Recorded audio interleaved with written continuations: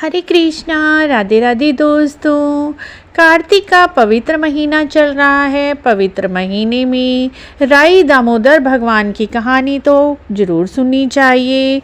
राई दामोदर की कहानी सुनने से ही कार्तिक नहाने का पूर्ण फल मिलता है।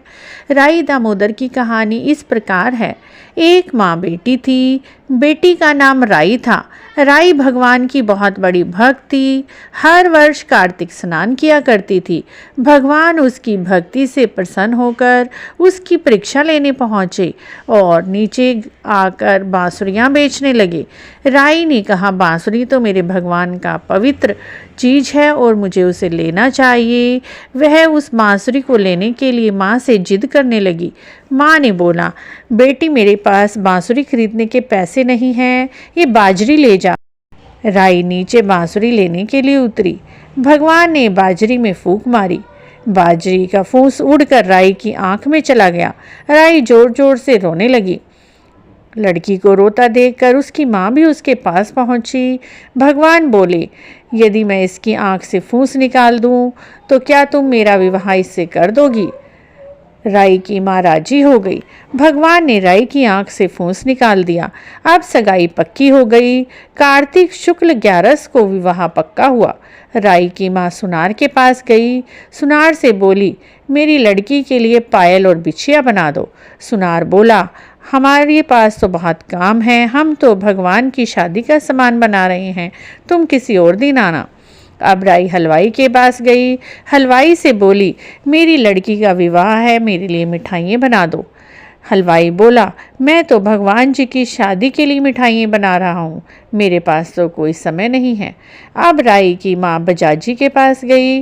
उससे लहंगे, चोली, साड़ियाँ लेने लगी। तो बजाज बोला, हमारे पास तो भगवान जी की शादी का बहुत सा काम है, तुम फिर आना। अब राई की माँ उदास होकर घर लौट आई। विचार करने लगी, शादी तो पक्की हो गई, लेकिन उसका काम कैसे होगा?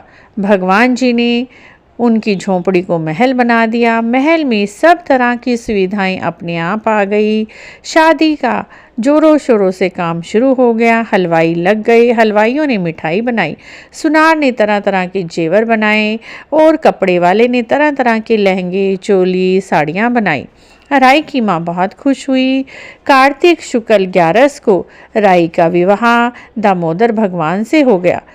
राई को लेकर दामोदर भगवान द्वारका पहुँचे। द्वारका में राई का बहुत स्वागत किया गया। राई बड़े ठाट बाट से द्वारका के महल में रहने लगी। लेकिन रुक्मण और सत्यभामा खुश नहीं थे, क्योंकि भगवान जी अपना बहुत सा समय राई के साथ ही बिताते थे।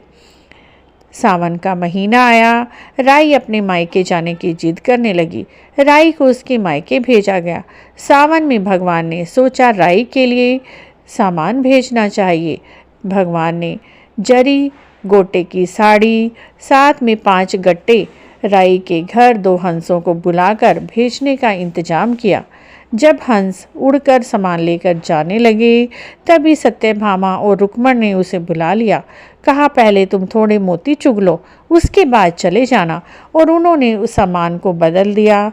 जरी गोटी की साड़ी की जगह फटे पुराने कपड़े रख दिए और 5 गट्टों की जगह 5 कांटे रख दिए। हंस सारा सामान लेकर राई के पास पहुँचे। राई बहुत खुश हुई। राई ने जल्दी जल्दी सामान खोला। देखती है, उसकी 5 उंगली में वो कांटे चुभ जाते हैं। फटे पुराने कपड़े देखकर राई को बहुत दुख होता है। राई द्वारका में वापस आ जाती है। अब तो राई भगवान से बोले ना। भगवान बार बार उसके महलों में आए, लेकिन राई तो भगवान से बात ना करें। लेकिन भगवान को पता नहीं था क्या कारण है, किस वजह से राई उनसे बात नहीं कर रही।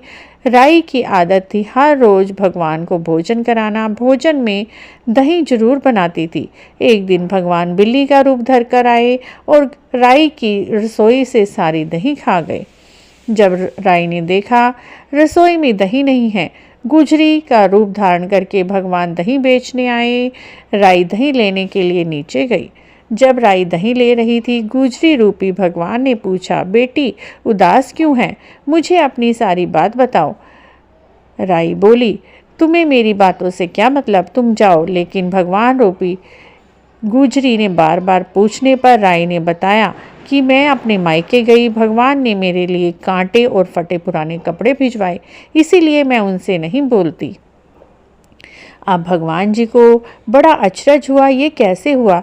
तब वह रुक्मण और सत्यभामा के महलों में गए, उनसे पूछा, क्या तुमने राई का सामान बदला था। वो दोनों बोली, हाँ, हमने ही वह सामान बदला था। भगवान ने पूछा, इसका क्या कारण था।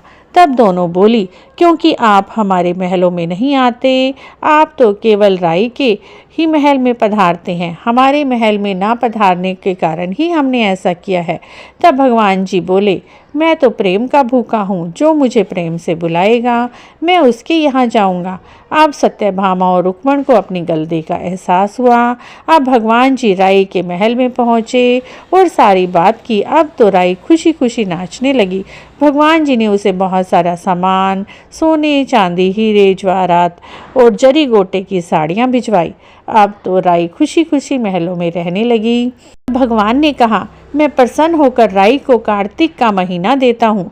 जो भी व्यक्ति कार्तिक के महीने में राई दामोदर भगवान की कहानी सुनेगा और राई के नाम से साड़ी मिनसेगा, राई के नाम से कुछ उद्यापन का सामान निकालेंगे, उन्हें कार्तिक नहाने का पूर्ण फल मिलेगा। तो मित्रों, कार्तिक के महीने में राई दामोदर भगवान की कहानी सुनना और राई के लिए कुछ भी सामान आप भिजवा सकते हैं, मेकअप का सामान, साड़ी, जोड़ा, जो भी आपकी श्रद्धा है। कार्तिक के महीने में राई दामोदर के नाम से भी हमें कुछ ना कुछ दान पुण्य अवश्य करना चाहिए। आपको राई दामोदर भगवान की यह कहानी कैसी लगी? अगर अच्छी लगी है तो प्लीज़ हमारे चैनल को जरूर सब्सक्राइब करें, लाइक करें, वीडियो को शेयर भी करें। कमेंट बॉक्स में राई दामोदर भगवान अवश्य लिखें।